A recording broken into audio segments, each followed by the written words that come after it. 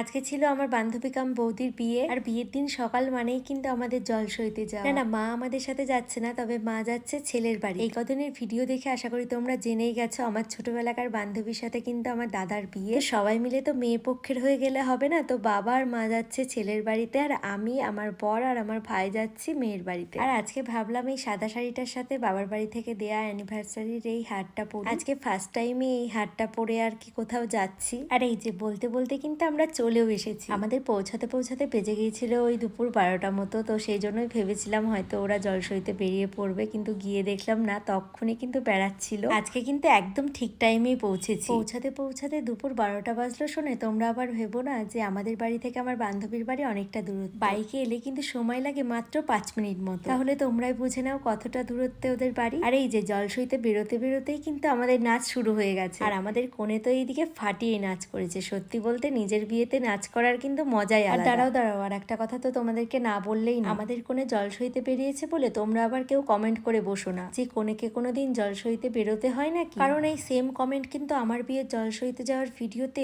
প্রচুর পেয়েছিল। দেখো বাপু, কোথায় কি নিয়ম আছে আমি সত্যিই জানি না, তবে আমাদের এখানে কিন্তু কোণে জলসইতে যায়। অবভিয়াসলি আমাদের এখানে এই নিয়মটা আছে বলেই আরো বেরোয়। যার যে জায়গায় যেই নিয়ম চলে সে সেই জায়গায় সেই নিয়মটা তো করবে, এটাই তো স্বাভাবিক। তাও কি জানি বাপু, কিছু কিছু মানুষ একদমই মানতে চায় না। আবার এরকমও অনেক কমেন্ট পেয়েছি যে দুজনকে কেন বউ সাজানো হয়। আমাদের এখানে বরাবরই আমি দেখে এসেছি জলসইতে যাওয়ার সময় আর একজনকে কিন্তু বউ সাজতে হয়। সত্যি বলতে এই নিয়মটা আমি নিজেও জানি না কেন করা হয়, তবে এটা যেহেতু আমাদের এখানে হয়ে আসছে, তো স্বাভাবিকভাবে প্রত্যেকেই কিন্তু প্রত্যেকের বিয়েতে এই নিয়মটা পালন করে। আবার এরকম অনেক নিয়ম আছে যেগুলো হয়তো আমাদের এখানে হয় না, বাইরে অনেক জায়গায় অনেক রকম নিয়ম থাকে, আর প্রত্যেকের কাছে নিজেদের নিয়মটাই কিন্তু সব থেকে বেস্ট হয়। আর এই কথাগুলো কিন্তু সবার জন্য একদমই ছিল না।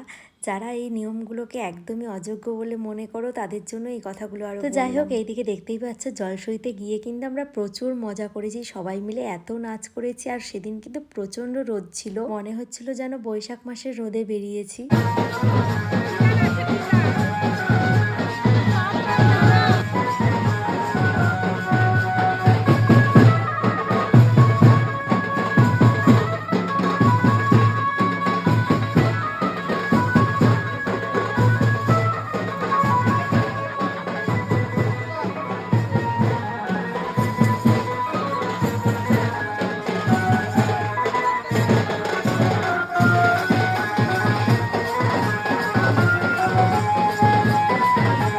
অনেকক্ষণই ঘোরার পর এখন আমরা চলে এসেছি আমাদের স্কুলের সামনে। না না, স্কুলে কোনোদিনই কেউ জলসইতে আসে না, আসলে স্কুলের সামনে দিয়ে যাচ্ছিলাম, তো সেই জন্যই তোমাদের দাদাভাই বললো চলো তোমাদের স্কুলের একটা ভিডিও করে দিই। ক্লাস 11-12 আমি এই স্কুলেই পড়েছি। স্কুলে পড়াকালীন স্কুলটাকে কিন্তু একদমই মিস করিনি, তবে এখন যখন স্কুলের সামনে দিয়ে কোথাও যাই তখন না ভীষণভাবে মিস করি। সেই দিনগুলো না একটু অন্যরকমই ছিল। তো যাই হোক, এইদিকে আবার কিন্তু আমরা জলসইতে বেরিয়ে পড়েছি।